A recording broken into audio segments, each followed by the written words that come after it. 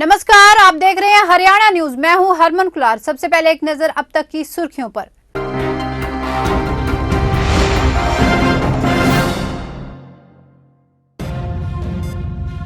सोनीपत के मयूर विहार में युवक पर तेजाब फेंकने के मामले में खबर का बड़ा असर हुआ। खबर दिखाए जाने के बाद पुलिस विभाग की नींद टूटी और पुलिस ने आरोपी महिला अंजलि को गिरफ्तार कर लिया।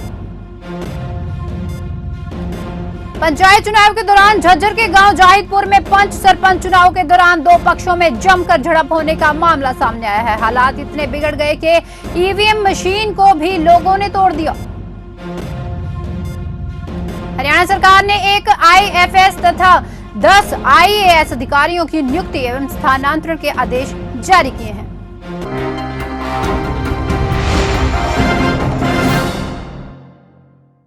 अब खबरें विस्तार से।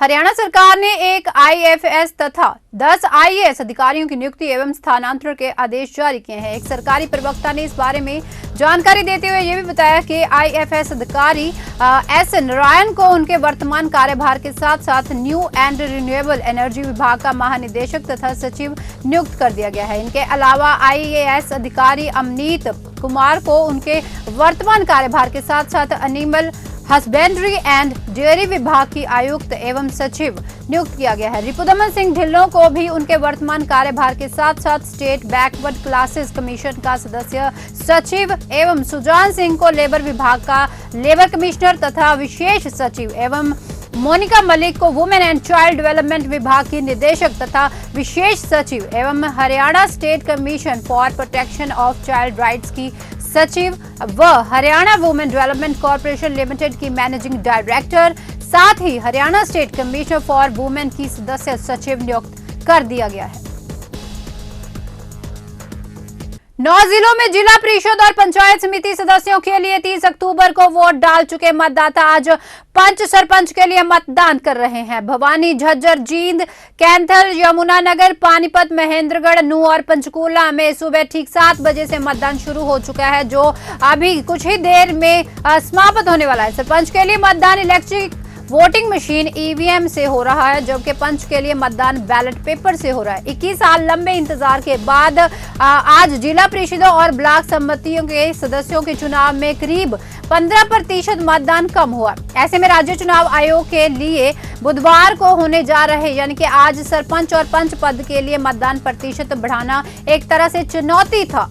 वर्ष 2016 में हुए पंचायत चुनाव में भवानी में अगर देखा जाए तो जो प्रतिशत थी, झज्जर में 83.6%, जींद में 86.8%, कैथल में 87.0% तथा महेंद्रगढ़ में 87.3%, नूंह में 84.4% एवं पंचकूला में 90.3%, पानीपत में 85.7% और यमुनानगर में 99.4% लोगों ने वोट डाले थे। इस तरह अब औसतन 86% मतदान हुआ था, जबकि 2 दिन पहले हुए जिला परिषद और पंचायत समिति के चुनावों में मतदान प्रतिशत 71% पर सिमट कर रह गया। अधिकतर पंचायतों में पंच सरपंचों के लिए एक कांटे का मुकाबला है। जीत पक्की करने के लिए उम्मीदवार शहरों या फिर दूसरी जगह रह रहे ग्रामीण मतदाताओं को अपने खर्चे पर गांव ला रहे हैं। इतना ही नहीं, सभी मतदाताओं को मतदान केंद्रों तक लाने के लिए भी पूरी रणनीति बनाई जा चुकी है। वहीं चुनाव के दौरान शांति व्यवस्था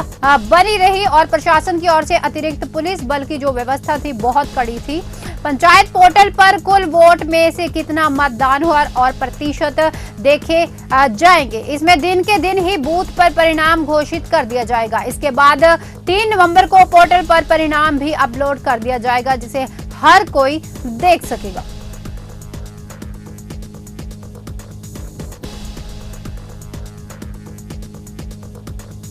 इन दिनों पानीपत के बने पेट कारपेट का जलवा मुंह से बोल रहा है। विदेशों में पेट फैशन कारपेट की मांग लगातार बढ़ती जा रही है। अमेरिका के 5 स्टार होटलों में भी यहां बना कारपेट शोभा बढ़ा रहा है।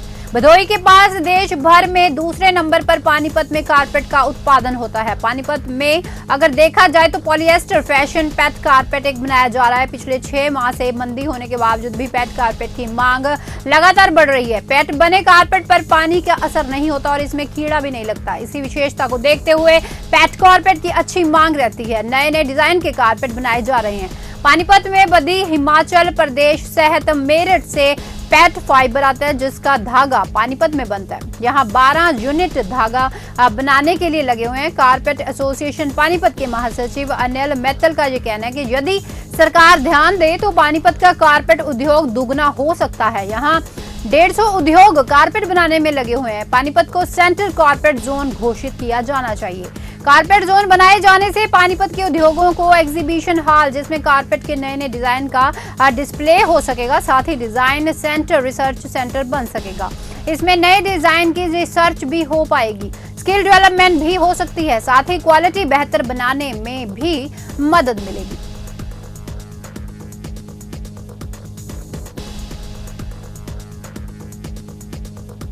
हरियाणा के सोनीपत के मयूर बिहार में युवक पर तेजाब फेंकने के मामले में खबर का बड़ा असर हुआ है। खबर दिखाए जाने के बाद पुलिस विभाग की जैसे नींद ही टूट गई। पुलिस ने आरोपी महिला अंजलि को साथ ही साथ गिरफ्तार कर लिया। पुलिस आरोपी महिला का मेडिकल करवा रही है और उसे कोर्ट में पेश करने वाली है। आरोपी महिला ने पुलिस के सामने ये खुलासा किया कि शाम ने शादी से इनकार किया, सो उसने तैश में आकर उस पर तेजाब से हमला कर दिया। शाम को निजी अस्पताल में दाखिल करवाया गया, जहां पर उसका इलाज चल रहा है। सोनीपत पुलिस की गिरफ्त में दिखाई देने वाली यह महिला अंजलि, जिसने 26 अक्टूबर को तैश में आकर श्याम नाम के एक युवक पर इसलिए तेजाब फेंक दिया क्योंकि श्याम के परिजनों ने अंजलि और श्याम की शादी से इनकार कर दिया। हालांकि कई दिन बीत जाने के बावजूद सोनीपत पुलिस अंजलि को गिरफ्तार नहीं कर रही थी, जिसको लेकर श्याम के परिजनों ने सामाजिक संगठनों के साथ मिलकर सोनीपत के लघु सचिवालय के सामने सोनीपत पुलिस के खिलाफ जमकर नारेबाजी की। एसआईटी कटार सिंह ने यह भी बताया कि बीती 26 अक्टूबर को मयूर बिहार में श्याम नाम के व्यक्ति पर तेजाब से हमला किया गया। युवक की बुआ की शिकायत पर यह मामला दर्ज कर लिया गया। आरोपी अंजलि नाम की महिला पर जो दोष लगे हैं, अंजलि को उसके गांव से गिरफ्तार किया जा चुका है।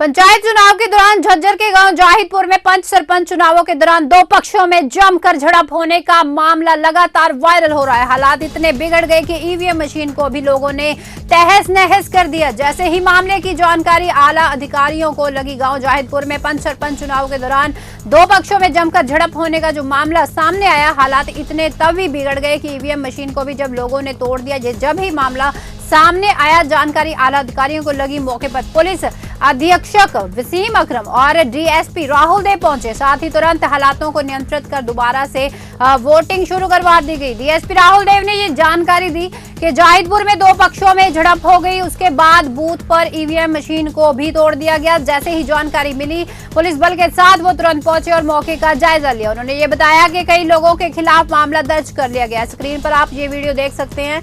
फिलहाल जाहिदपुर में अब स्थिति नियंत्रण में है। वहां पर वोटिंग मौके पर ही शुरू क्योंकि करवा दी गई थी।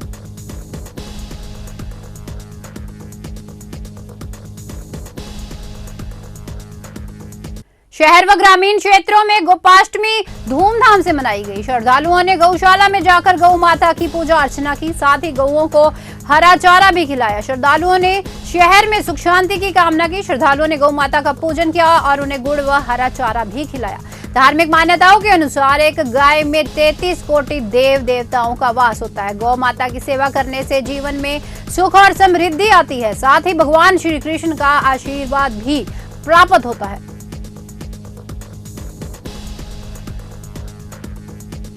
फरीदाबाद के सूरजपुर में शुक्रवार को संपन्न हुए देश के गृह मंत्रियों के चिंतन शिविर में हरियाणा के गृह मंत्री अनिल विज को केंद्रीय गृह मंत्री अमित शाह ने लंबे भाषण की वजह से 4 बार टोका था, लेकिन फिर भी उन्होंने भाषण नहीं रोका। इस बारे में अब मंत्री विज ने खुद बताया कि उन्होंने अपना भाषण आखिर क्यों नहीं रोका।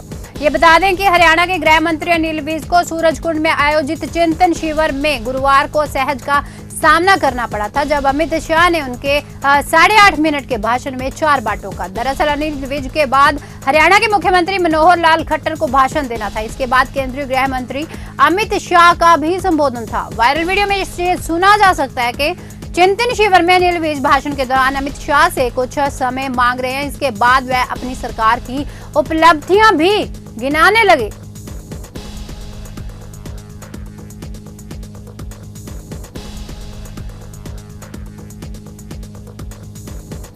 करनाल जिले में पीडब्ल्यूडी विभाग के जेई के लापता होने का मामला तूल पकड़ता जा रहा है, जहां 24 घंटे बीत चुके हैं और अभी तक कोई भी दीपक का सुराग नहीं मिला। इसी बात से खफा गगसीना गांव के लोग मंगलवार देर रात मुनक रोड पर रात भर जाम लगाकर बैठे रहे। पुलिस के जवान भी रात भर सुरक्षा के मद्देनजर गांव में तैनात रहे। पीडब्ल्यूडी विभाग के जेई दीपक का कोई भी सुराग न लगने पर गांव में पूरी रात से तनाव की स्थिति बनी हुई है। एक तरफ पुलिस की टीमें जेई की तलाश में जुटी रही। यह भी बताया जा रहा है कि जेई दीपक गांव के एक भाजपा नेता के करीब 1 करोड़ रुपए लेकर आ रहे थे। ग्रामीणों का ये आरोप है कि इस रकम की वजह से दीपक लापता हुआ।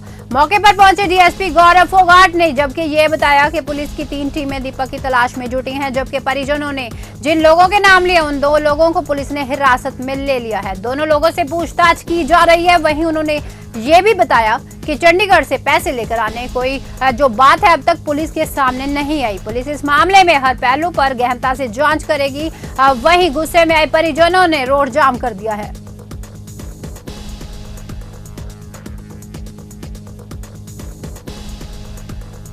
हरियाणा के सोनीपत के लघु सचिवालय में आज किसानों ने अपनी मांगों को लेकर प्रदर्शन जारी किया। सोनीपत में किसानों का अजीबोगरीब प्रदर्शन देखने को मिला, जहां पराली को लेकर जगह जगह से मामले हरियाणा में से सामने आ रहे हैं। तो उसी पराली को लेकर आज सोनीपत के किसान लघु सचिवालय में पहुंच गए और सचिवालय के मेन गेट पर इसको रखकर सरकार और प्रशासन के खिलाफ जमकर नारेबाजी की। वहीं किसानों ने सरकार से ये मांग की है कि सुपर सीडर मशीन के लिए किसानों ने आवेदन किया था, लेकिन बराबर किसानों का जो अप्रूवल हुआ था सरकार रास्ता बताए या फिर किसानों को सब्सिडी देकर ताकि पराली का जो समाधान है उसको किया जा सके। किसान नेताओं ने ये ऐलान कर दिया है कि 11 दिसंबर को सोनीपत के सिंगू बॉर्डर पर 1 दिवसीय किसान शहीदी दिवस मनाया जाएगा।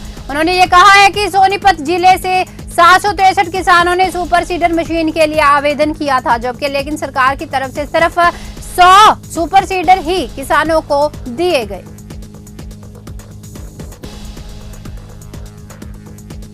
हरियाणा सरकार ने भारतीय कंपनी मैजेन फार्मा के दवाइयां बनाने पर रोक लगा दी है। हम ये भी बता देते हैं कि आखिर क्यों लगाई है। अफ्रीका के गाम्बिया में 66 बच्चों की मौत के बाद ये फैसला लिया गया। सोनीपत के इस फार्मा के मैन्युफैक्चरिंग यूनिट में सेंट्रल और हरियाणा ड्रग डिपार्टमेंट के अधिकारियों को जांच के दौरान ये खामियां मिली। इसके बाद मैजेन फार्मा को कारण बताओ नोटिस जारी किया गया। ड्रग कंट्रोलर ने नोटिस में कंपनी से 14 अक्टूबर तक अपना पक्ष रखने को कहा। हरियाणा ड्रग डिपार्टमेंट के अधिकारियों ने जांच में ये पाया कि प्लांट में कई खामियां हैं। कंपनी से ये भी कहा गया कि क्यों ना आपका लाइसेंस रद्द कर दिया जाए।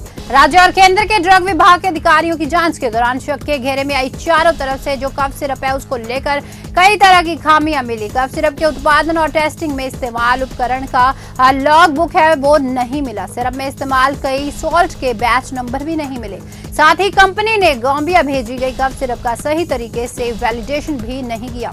सवालों के घेरे में आए प्रोडक्ट की टेस्टिंग रिपोर्ट भी कंपनी देने में नाकाम रही है। फार्मा कंपनी ने डाइथाइलिन ग्लाइकोल और इथाइलिन ग्लाइकोल को लेकर प्रोपेलिन ग्लाइकोल की क्वालिटी टेस्टिंग तक नहीं की।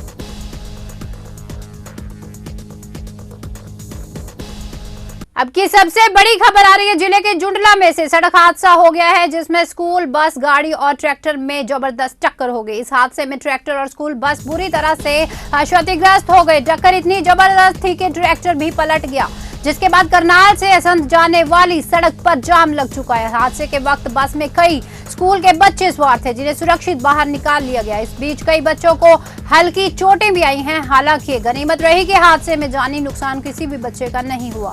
जानकारी मुताबिक स्कूल बस का ड्राइवर तेज गति में ड्राइव कर रहा था। इस वजह से चालक बस को कंट्रोल नहीं कर पाए और 3 वाहनों में जबरदस्त टक्कर हो गई। इस हादसे में कुछ बच्चों को हल्की चोटें आई हैं जिन्हें फर्स्ट एड दिया जा चुका है।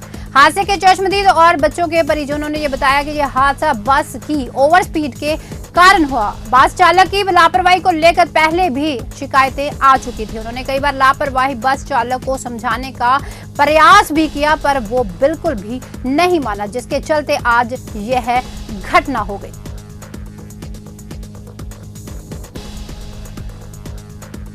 हरियाणा न्यूज में अब तक इतना ही। कुछ और हरियाणा के विशेष समाचार लेके फिर से आपसे मुलाकात होगी। तब तक के लिए इजाजत। धन्यवाद।